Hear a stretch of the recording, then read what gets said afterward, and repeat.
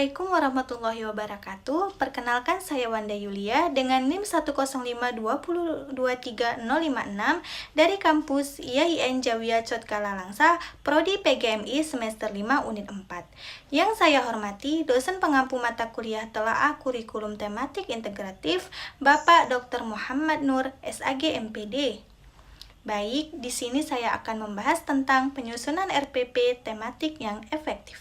Jadi, sebelum kita masuk ke dalam pembahasan RPP, kita harus tahu dulu apa itu pembelajaran tematik.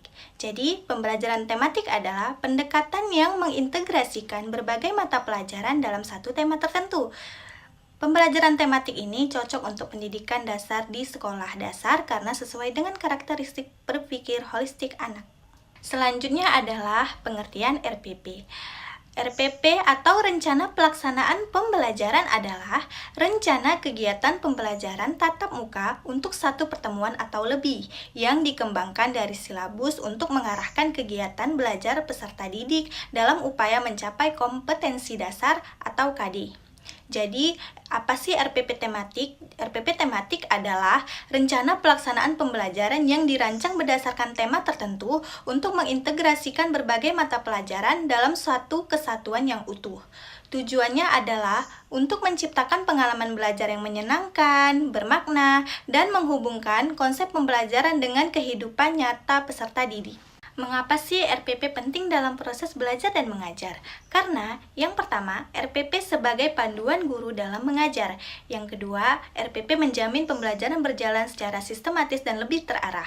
Yang ketiga, RPP membantu guru mengevaluasi keberhasilan pembelajaran. Dan yang keempat, RPP meningkatkan kualitas hasil belajar pada peserta didik. Selanjutnya yaitu ciri-ciri RPP tematik yang efektif. Yang pertama, relevan dengan kebutuhan dan karakteristik peserta didik. Yang kedua, mengandung kegiatan aktif, kolaboratif, dan kreatif. Yang ketiga, integratif antar mata pelajaran. Yang keempat, menggunakan konteks kehidupan nyata. Yang kelima, memuat penilaian yang autentik. Dan yang keenam, mengembangkan kemampuan berpikir tingkat tinggi atau HUTS. Selanjutnya yaitu prinsip penyusunan RPP tematik. Yang pertama, RPP berorientasi pada peserta didik atau student centered. Yang kedua, aktivitas dan strategi pembelajaran difokuskan pada keaktifan siswa. Yang ketiga, mengembangkan kompetensi utuh dan menggabungkan ranah pengetahuan, sikap, dan keterampilan. Yang keempat, integratif dan kontekstual, yang berarti menyajikan materi pelajaran secara terpadu dan terhubung, tidak terpisah-pisah, dan mengaitkan materi pembelajaran dengan realita dan situasi kehidupan sehari-hari atau kehidupan nyata peserta didik. Yang kelima, fleksibel dan inovatif. Yang keenam, guru dapat menyesuaikan dengan kondisi kelas, lingkungan, dan karakter peserta didik. Yang ketujuh, berorientasi pada HUTS atau Higher Order Thinking Skill yang mendorong siswa berpikir kritis, kreatif, dan mampu memecahkan masalah.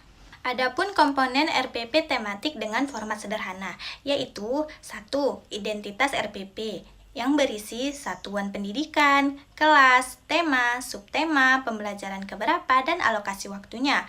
Yang kedua, kompetensi dasar dan indikator. Kompetensi dasar dan indikator itu diambil dari berbagai mata pelajaran yang terintegrasi sesuai dengan tema pembelajaran. Yang ketiga, tujuan pembelajaran yang dirumuskan secara operasional mencakup sikap, pengetahuan, dan keterampilan. Yang keempat, ada materi pembelajaran yang memuat pokok bahasan atau isi materi yang relevan dengan tema dan subtema pada proses pembelajaran.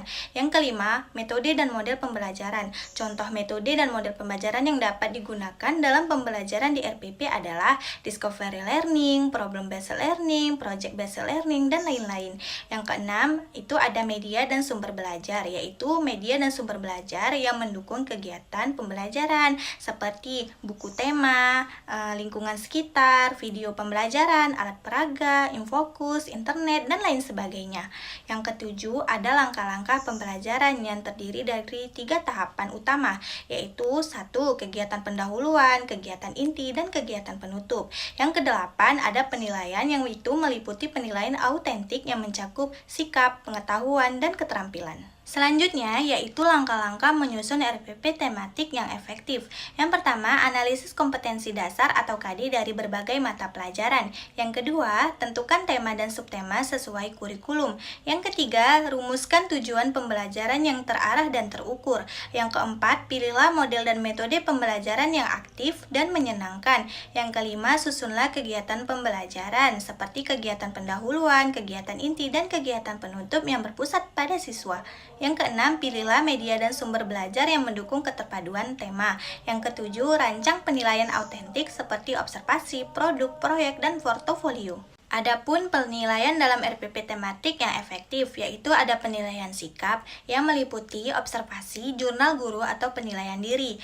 Kedua, ada penilaian pengetahuan yang meliputi tes tertulis atau lisan, kuis, dan tanya jawab. Yang ketiga, ada penilaian keterampilan yang meliputi portofolio, proyek, atau unjuk kerja. Selanjutnya yaitu contoh struktur RPP tematik efektif.